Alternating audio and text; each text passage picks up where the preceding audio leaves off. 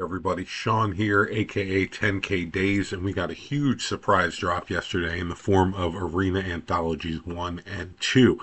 Number 2 is going to shake up Timeless. We're going to go really briefly over number 1, which gave us the talismans.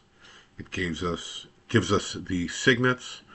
It gives us a couple of the unreleased swords, finishing out that cycle, as well as a few miscellaneous equipment. So I don't really see this making any impact. It's going to be great in Brawl. Down to the meat of the matter, Anthology 2 gives us Mother of Runes, which is going to be potentially really great in the white tokens deck. Some of them are already playing Abiding Grace. You can just keep looping your Mother of Runes, which seems very, very powerful, as well as all the various black-white aggro decks that are running around. Oust, probably not good enough in the format. If I want Swords to Plowshares number 5, I'm probably running Path to Exile. Ancient Den and the rest of the cycle are finished out now. The affinity decks seem to be mono blue, but we are getting Great Furnace in this release, which could be the number 2 if we're looking for that. Though I will note here real quickly that I right now really respect the indestructible comes into play tap lands, with Strip Mine being such an integral part of the format. Thought Scour here, potentially playable. There's the Abhorrent Oculus Reanimate decks. Reanimate in general is a powerful strategy, as we'll talk about in a moment. This also fuels our Snapcaster Mages if we see any of those running around Timeless. Mana Leak I could see playing over something like a Memory Lapse. Very good with blue as your splash color. Trinket Mage potentially jamming into the affinity decks. Also notable, one colored pip and two colorless to play off Ancient Tomb and a Chrome Mox. Control Magic probably only getting played in Brawl, but I will be brewing something that tries to control Magic somebody's Atraxa for the win. Dam is one that I'm really excited about.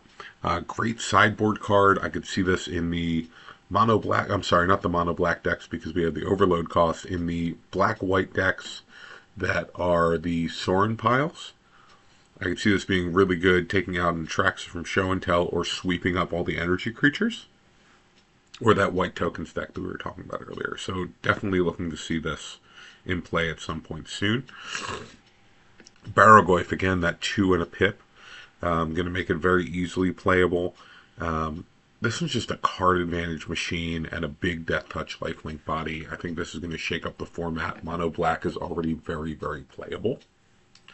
Flame Slash I don't see as good enough when we're seeing Unholy Heats being playable. Could be wrong. We'll see. 4 damage for 1 mana at a base face value is pretty powerful. Pirate Spellbomb, notably fetchable with Trinket Mage.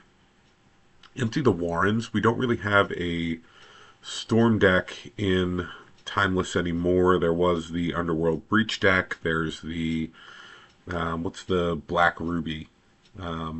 Jetstorm. There's a Jetstorm deck, but I don't think they're splashing for Empty the Warrens here. Fiery Confluence, very powerful, very potent sideboard card. Destroying artifacts, dealing 2 damage to opponents. This can deal up to 6, which is pretty powerful. Or doing up to 3 damage to creatures, or splitting it any way you feel. So I could see this in the Red Prison sideboards. Speaking of Red Prison, this is probably the one that I'm second most excited about in the whole set. I play a lot of Moonstompy, and Pyrogoyf is going to be a huge addition. We have the Flametongue Kavu side, where we're just killing a blocker, killing an opponent utility creature, or we can just deal that 4 to 5 damage directly to the face and get them dead really quick. Still looking for Broadside Bombardiers, but we're getting much closer to Legacy Red Prison. Ignoble Hierarch, the Exalted here, is a pretty big deal. It's going to be competing with Birds of Paradise. It's going to be competing with Deathrite Shaman, but we're definitely going to see some play from Ignoble Hierarch. Let's stay tuned to see where. Orphelos, probably more of a Brawl card. Eternal Witness, also probably a Brawl card, but very powerful to Ephemerate. Let's keep that in mind. Life and Death gives us Death as a 2 mana Reanimate if we want Reanimate 5 and 6. And I'm not sure that Life is going to be something that you see played, but could pretty easily turn into 4 damage on unblocked board late in the game. Grist the Hunger Tide. I've never cast a Grist, So I can't speak from experience, but I do know that it's fetchable off Green Sun Zenith. I do know that it's a engine in and of itself. I know that it's played in Legacy Elf lists. So I expect to see some amount of impact from this card, and I'm going to have to get really good at playing against it. Ren the 6, I think, is the biggest bomb of the entire drop. Possibly even more so the one that we'll talk about in a minute. Strip Mine is already dominating the format. This is another way to recurse Strip Mine, right next to your Wary Zone Guards and your Ice Till Explorers and your Crucible of Worlds and your whatever the 4-mana Crucible of Worlds lets you play a permanent spell out of your graveyard is, the artifact, for 2 double green.